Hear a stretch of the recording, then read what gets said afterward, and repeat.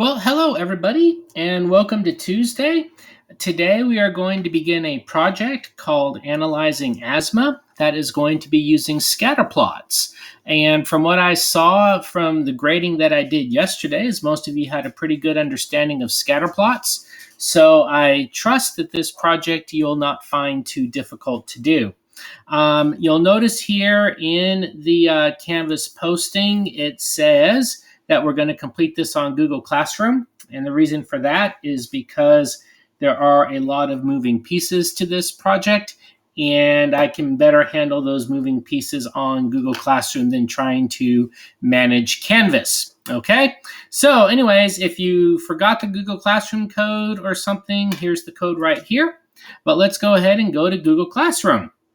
So here's the project. It's called Analyzing Asthma, and it's going to be due Thursday, December 3rd. All right, so here's our instructions. The first thing is to watch the instructional video on Canvas, all right, which is what you're hopefully doing right now. So what this is about studying the field of epidemiology, which are people who study diseases and who map diseases to their origin and try and use the data that they find out about diseases to find cures. So obviously, we're all in the midst of this coronavirus pandemic. So if you are an epidemiologist, you are very well employed and busy during this time in our world's history. So what we're going to study here is what is causing the high rates of asthma in the fictitious city of Midwood City with a population of 205 people. So here's the breaking news that over the past year, an unusual number of Midwood City residents have been hospitalized with severe asthma attacks. Because asthma is influenced by environmental factors, doctors are wondering what could be causing the rise in asthma.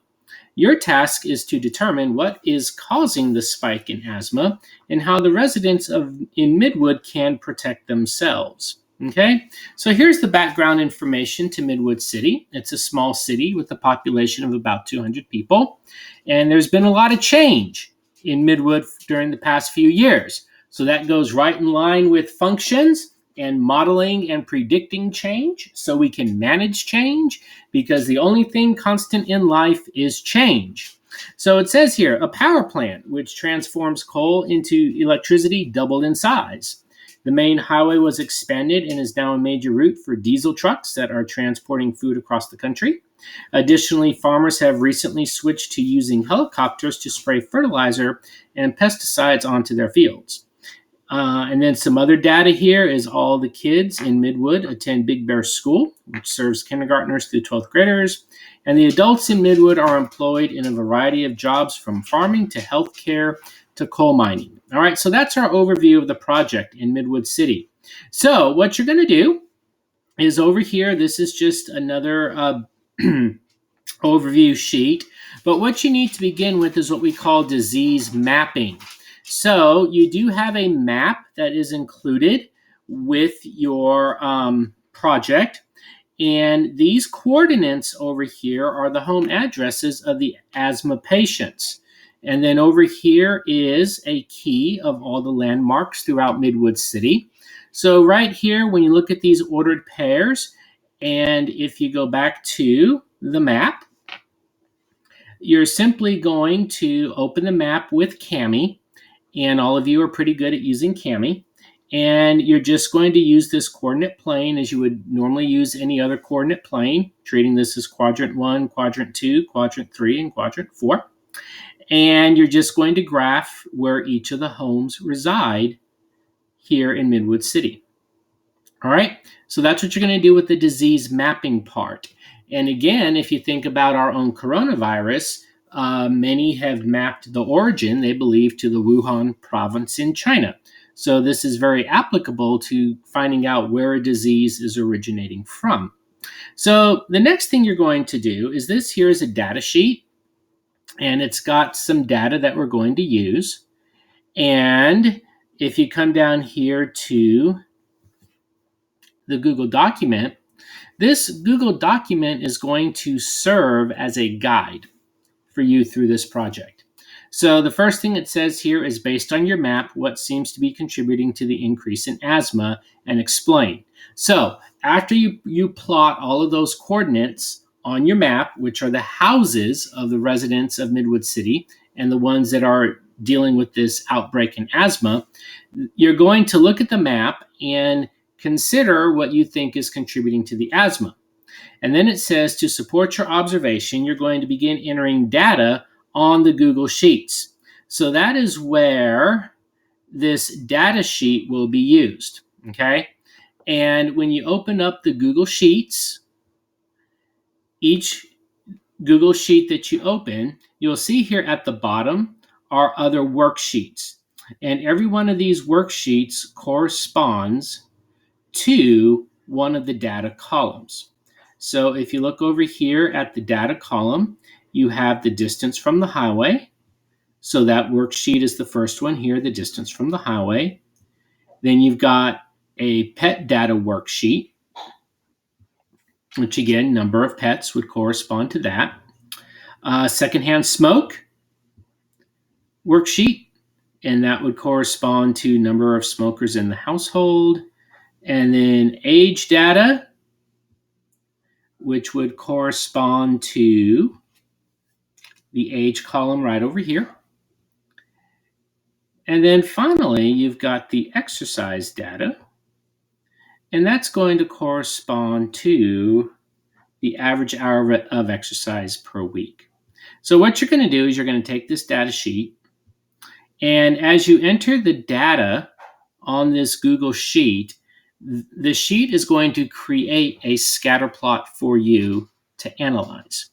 So for example, if I look here at the distance from the highway for Lynn, Lynn is 1,200 feet from the highway and has had 10 outbreaks in the past year. So I would simply put 1,200 and 10.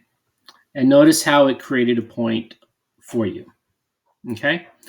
And then Rose is 1,900 feet from the highway and had 7 outbreaks. So 1,900 and 7. And so again, it plotted a point for Rose. If we look at Michael, Michael is 900 feet and had 12 asthma attacks in the past year.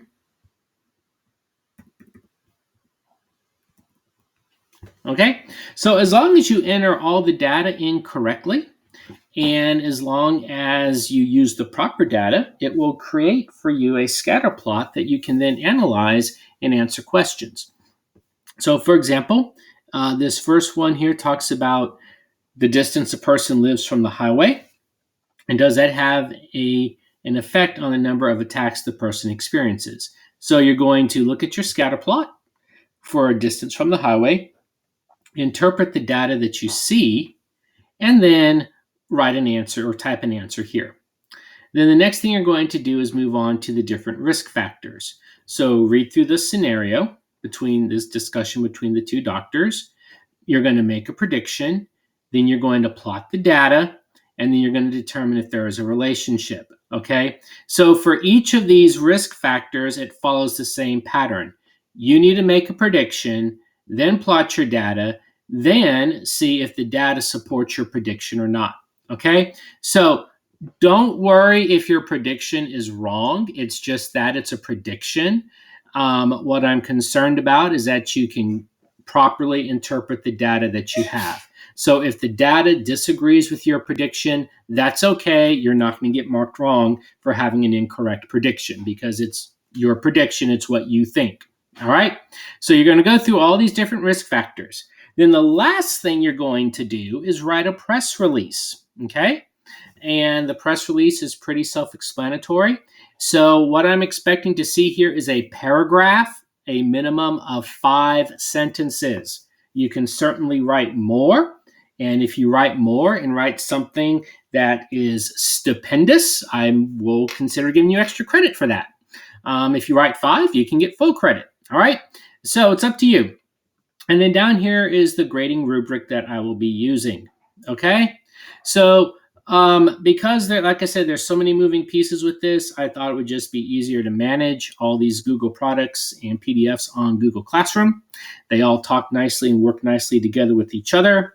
So here's the basic instructions here that I just went over. And again, this is due December 3rd. So if you have any questions, please email me. I will be on Google Meet during my normal Google Meet hours. As always, on Wednesday, I know I don't have Google Meet hours on Wednesday, but if you email me, I will certainly get back to you. I will be in some meetings and professional development on Wednesday, but I will have my computer up. And if you email me a question, I'll get back to you as quickly as I can. Okay? So that is the Analyzing Asthma project for you to work on over the next few days. All right. So I hope you enjoy it, and email me if you have any questions. And that is it. And on Friday, look for a new lesson on Friday. All right. Have a great few days, and please keep in touch with me if you have any questions or if there's something you don't understand.